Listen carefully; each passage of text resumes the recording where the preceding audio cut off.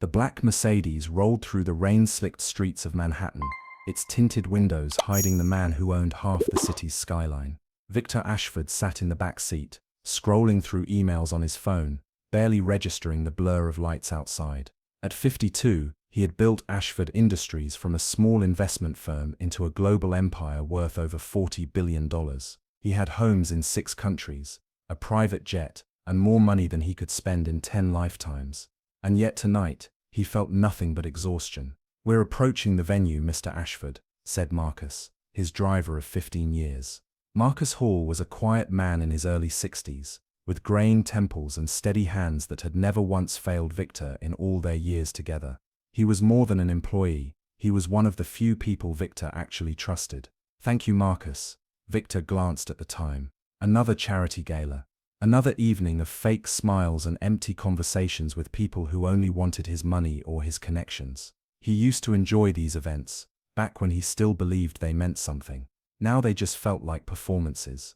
The car pulled up to the grand entrance of the Whitmore Hotel, where photographers waited like vultures and guests in designer gowns floated up the red carpet. Victor straightened his tie and prepared to step out when his phone buzzed with an urgent notification. He read it twice, then cursed under his breath. "Problem, sir?" Marcus asked, watching him in the rearview mirror. "The Henderson deal is falling apart. I need to make some calls." Victor ran a hand through his silver-streaked hair. "Take me to the office instead. I'll skip the gala." "Of course, sir." As the Mercedes pulled away from the hotel, Victor noticed they were taking an unusual route through the older part of the city, where the buildings grew shorter and the streetlights grew dimmer. "Construction on 5th Avenue, Marcus explained before Victor could ask. "This way is faster." Victor nodded and returned to his phone, firing off emails and texts to his legal team. He was so absorbed in the crisis that he almost didn't notice when the car slowed to a stop. "What is it?" he asked, looking up. Marcus was staring out the windshield, his face pale. "I'm sorry, sir. I need to stop for just a moment." Before Victor could respond, Marcus was out of the car and moving quickly down a narrow alley between 2 crumbling brick buildings. Victor watched in confusion as his driver disappeared into the shadows. Something was wrong. Victor hesitated for only a second before opening his door and following Marcus into the alley. The rain had stopped, but water still dripped from fire escapes overhead, and the smell of garbage hung thick in the air. His Italian leather shoes splashed through puddles as he moved deeper into the darkness. Then he heard voices. "Hey girl," a man's voice said, rough, threatening. "Nice phone you got there. Why don't you hand it over, please? I don't want any trouble." A young woman's voice, trying to stay calm but edged with fear. Victor rounded a corner and stopped dead in his tracks. 3 men had cornered a young woman against a chain-link fence. She was small, maybe early 20s, with dark hair pulled back in a ponytail and wearing what looked like a nurse's uniform. One of the men had grabbed her arm, while another reached for the bag on her shoulder, and standing between the woman and her attackers was Marcus, his arms raised in a peaceful gesture.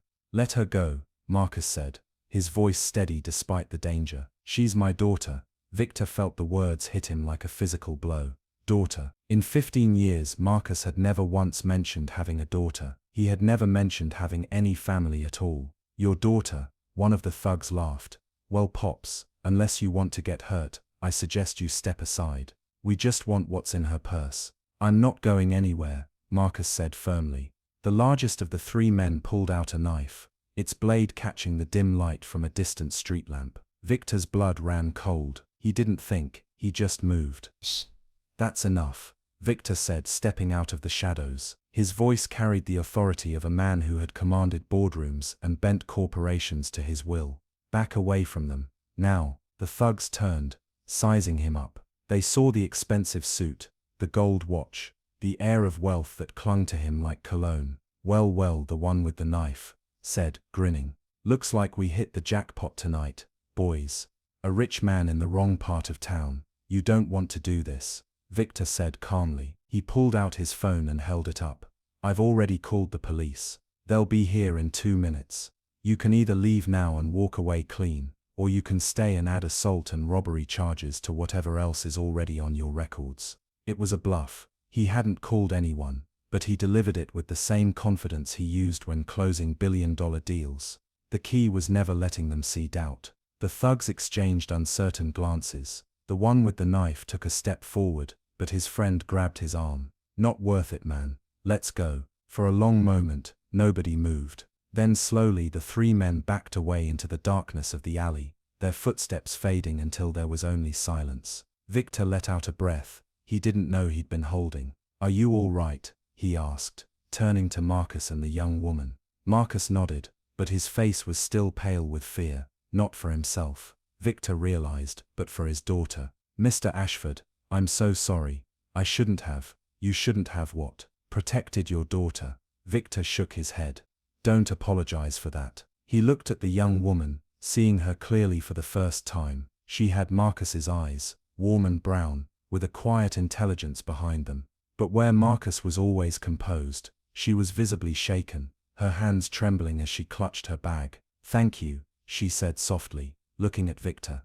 "Both of you. I don't know what would have happened if—" "Don't think about that." Victor interrupted gently. "What matters is you're safe." He paused. "I'm Victor Ashford. I know who you are, sir. I'm Lily Hall." Victor glanced at Marcus, 1,000 questions in his eyes. Marcus looked away, guilt written across his face. "Let's get out of this alley," Victor said. "We can talk in the car." The ride back to the office was silent, except for the hum of the engine. Lily sat in the back seat beside Victor, her hands folded in her lap, while Marcus drove with his eyes fixed on the road ahead. The tension in the car was thick enough to cut. Finally, Victor spoke. 15 years, Marcus. You've worked for me for 15 years, and you never once told me you had a daughter." Marcus's jaw tightened. "With respect, sir, my personal life isn't relevant to my job. It became relevant when I followed you into an alley and found you facing down 3 men with knives." Victor's voice wasn't angry. It was something closer to hurt. "I thought we trusted each other."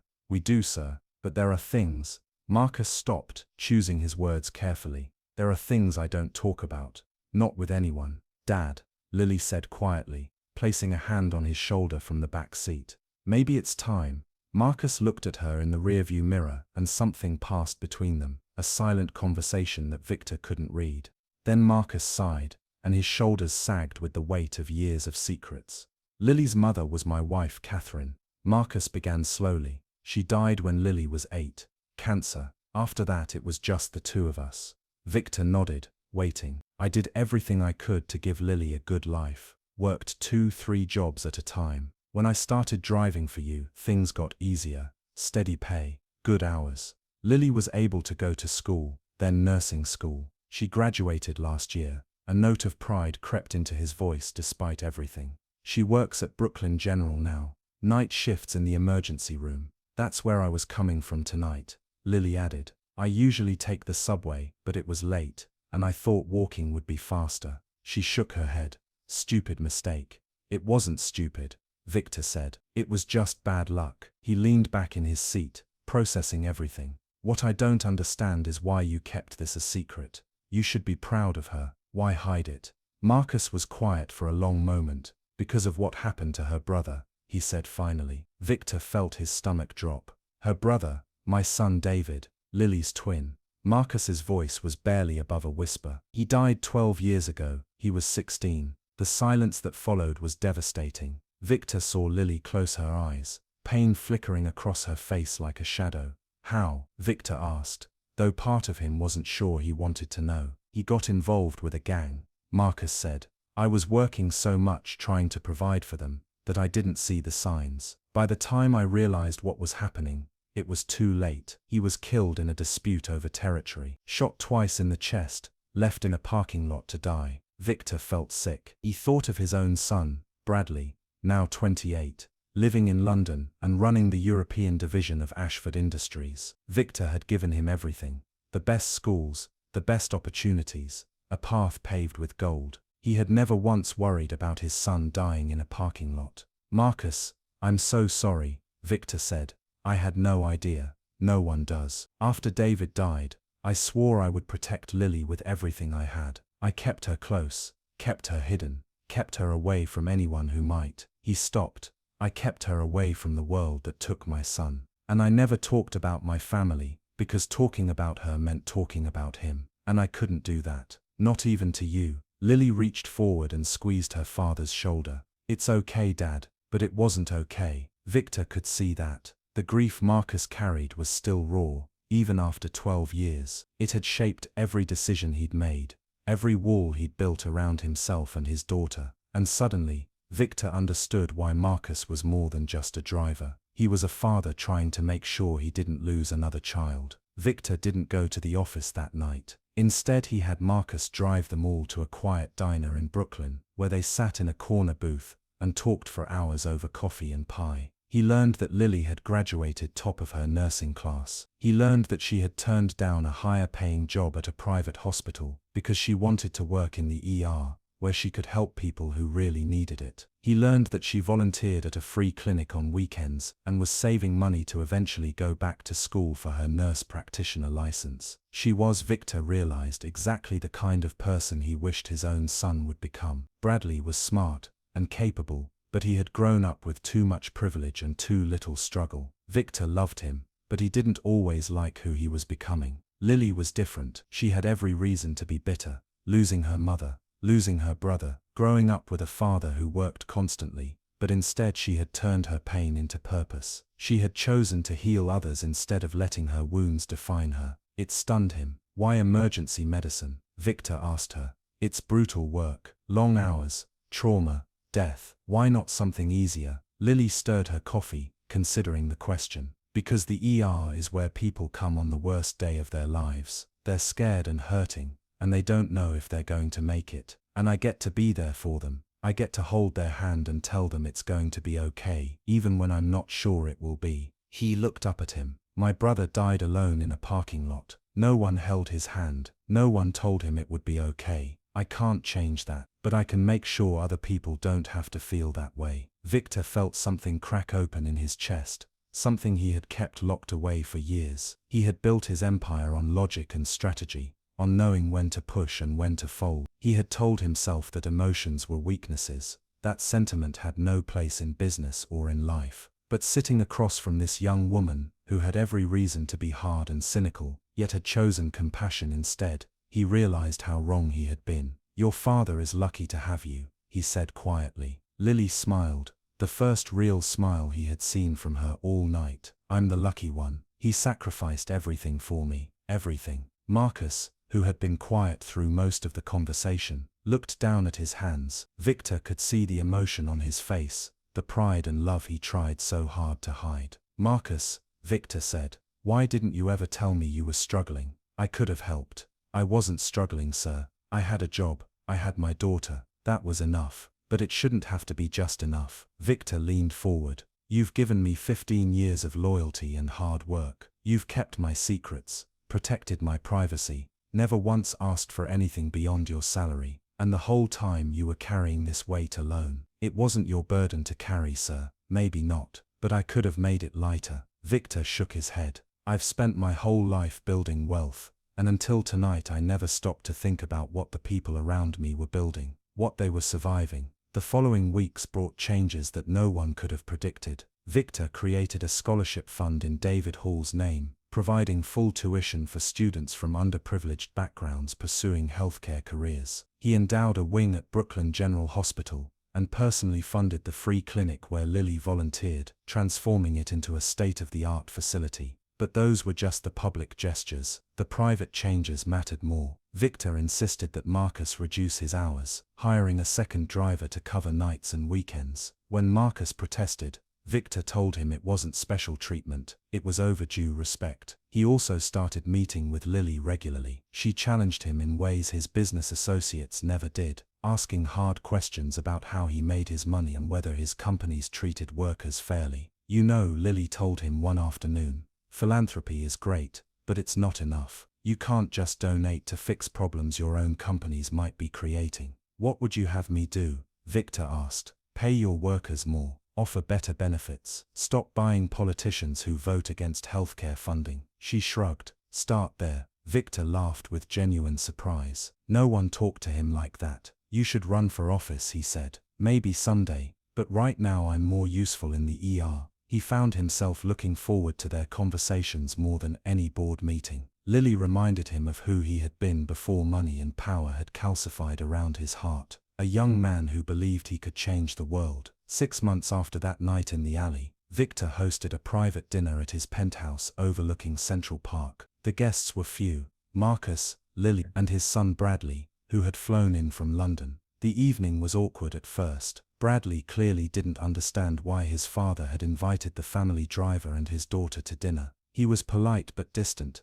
checking his phone between courses. But as Lily talked about her work, the lives she had saved, the families she had comforted, something shifted in Bradley's expression. "I couldn't do what you do," he admitted. "I wouldn't have the stomach for it." "You'd be surprised what you can handle when you don't have a choice," Lily said. "Most people are stronger than they think." Later, after Marcus and Lily had left, Bradley found his father at the window. "She's impressive," Bradley said. "Yes, she is. Is that why you've been different lately? The donations, the policy changes?" Bradley hesitated. "Mom said you're talking about stepping back from the board. Your mother says a lot of things." Victor sipped his whiskey. "But yes, Lily is part of it. She made me realize I've spent my life accumulating, and I never asked what it was for. It's for the family, for legacy." "What legacy?" "Buildings with my name on them." "That's not a legacy. That's just stuff." Victor turned to his son. "I want to matter. Not my money. Not my money. And I want you to want the same thing." For a long moment, father and son stood in silence. "I'll think about it,"